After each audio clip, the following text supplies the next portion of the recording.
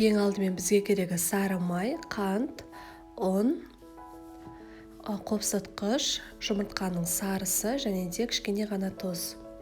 Алдымен ыдысымызға сары майымызды ертіп алып саламыз.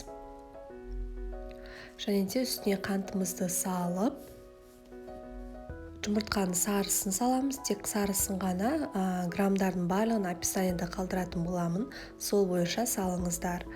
Одан соң миксердің көмегімен қантымыз ерігенше 5 минуттай араластырамыз.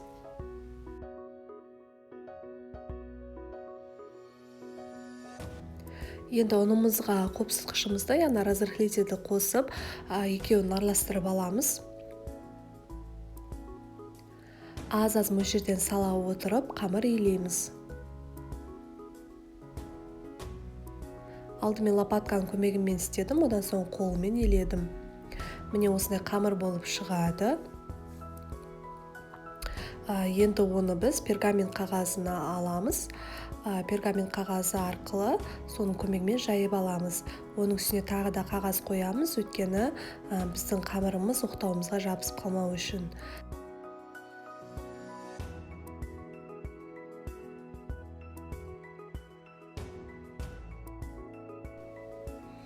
Вилканың көмегімен, шанышқының көмегімен тесіп аламыз, қызып тұрған пешімізде пісіріп аламыз.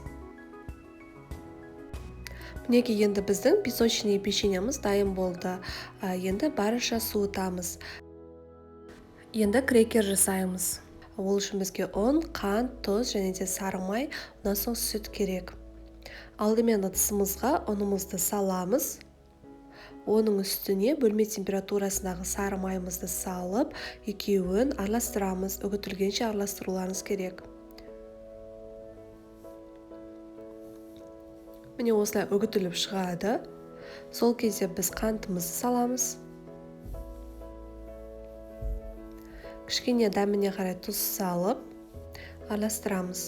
Ең соңында сүтімізді саламыз.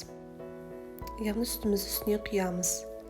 Жақсылап араластырып, қамырдың массасына келгенше араластырамыз. Одан соң бұны да дәл бірінші жасағандай пергамент қағазын үстіне қойып, оның үстіне тағы да пергамент қағазын қойып, оқтаудың көмегімен жайып аламыз.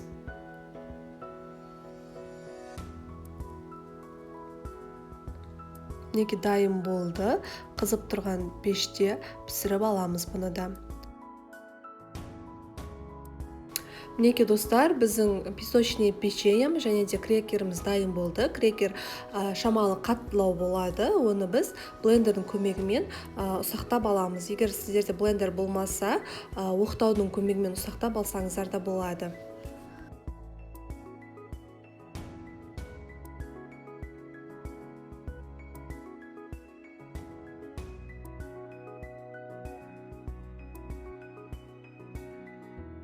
Ендігі кезекте осы фольга және де кольцомыздың көмегімен чизкейктерді пісіріп алатын формамызды жасаймыз. Ең алдымен фольганы осылай видеода көрсетілгенде бірін үстіне бірін қоямыз.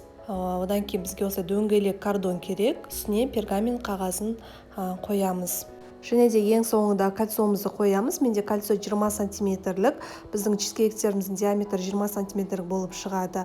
Және де фольгамызды осылай орап шығамыз. Мінекей біздің формамыз дайын болды. Енді біз үгітіп алған печеньеміздің үстіне сары май және де сүтті араластырып саламыз. Бірінші аз-аз мөлшерден салып, осылай араластырамыз. Бір массаға келгенше араластыруларыңыз керек. Жақсылап. Дайын болғандығын біз барынша қолымызбен жинап, егер дәл ортасынан бөлген кезде екіге қақ бөлінетін болса, біздің массамыз дайын болды деген сөз. Енді біз формамызға әдемілеп салатын боламыз. Ең бірінші астына, одан соң жан жағына кішігірім бортики жасаймыз. Қолдарыңызбен жасап шықсаңыздар оңай болады. Егер ол болмаса, стаканның көмегімен де жасасаңыздар болады. Бірақ сіздер қолдарыңызбен жасасаңыздар, қай жері қалың, қай жері жұқа екенін нақты сезе аласыздар. Мінекей мен бірінші ортасына жасап алдым, одан соң жан жағына дәл осындай бортики жасаймыз. Енді холодильникке сала тұрамыз. Біз оған дейін ішіндегі начинкасын дайындаймыз. Ең алдымен творожный сырымызды ыдысымызға салып аламыз. Оның үстіне сливкиімізді құямыз. Сливкиіміз міндетті түрде салқын болуы керек. Одан соң қантымызды салып, оның үстіне жұмыртқамызды саламыз.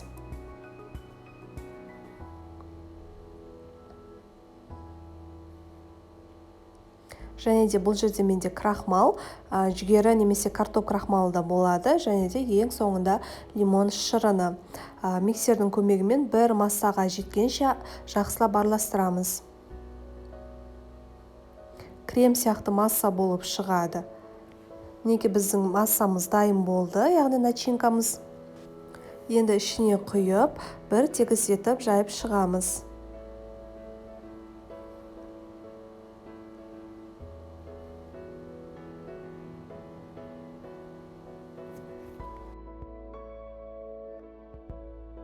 Енді біздің печканың ішіндегі осындай арнайы темір торына саламыз. Сөйтіп қызып тұрған пеште пісіріп аламыз. Міндетті түрде астына су құйыңыздар.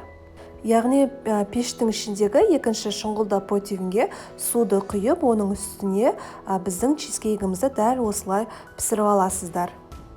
Мінеке пісіп шығады. Ең соңында чизкейктің клубничный конфеті дайындаймыз. Ол үшін желатинімізге суымызды құямыз. 20 минутқа қалдырамыз дәл осылай. Оға дейін клубникаларымызды дәл ортасынан дөңгелек етіп кесіп шығамыз. Әдемі дөңгелек бөліктерін бір тарелкамызға салып, қалған бөліктерін ыдысымызға салып, оны да бір қайнатып аламыз. Мінеке осы қалған бөлігін ыдысымызға салып, үстіне қантты саламыз, оның үстіне лимон шырынын құямыз. Бір ғана қайнатып аламыз баяу отты. Қайнатып алдық, енді осы сүзгіштің көмегімен сүзіп аламыз. Бізге тек қана суы қажет.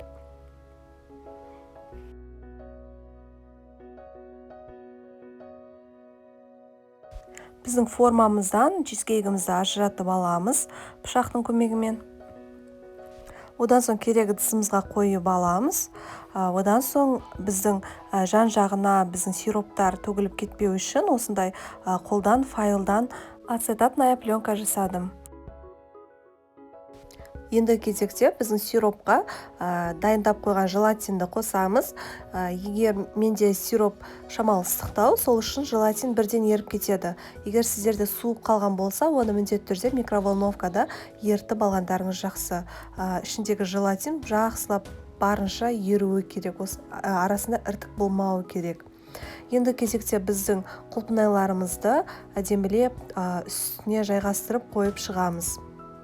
Оның үстіне біздің сиропымызды, желатин араласқан сиропты құямыз. Егер сіздер ацетатная пленка жасай алмасаңыздар, сироптың кішкене ғана бөлігін құйсаңыздар жеткілікті.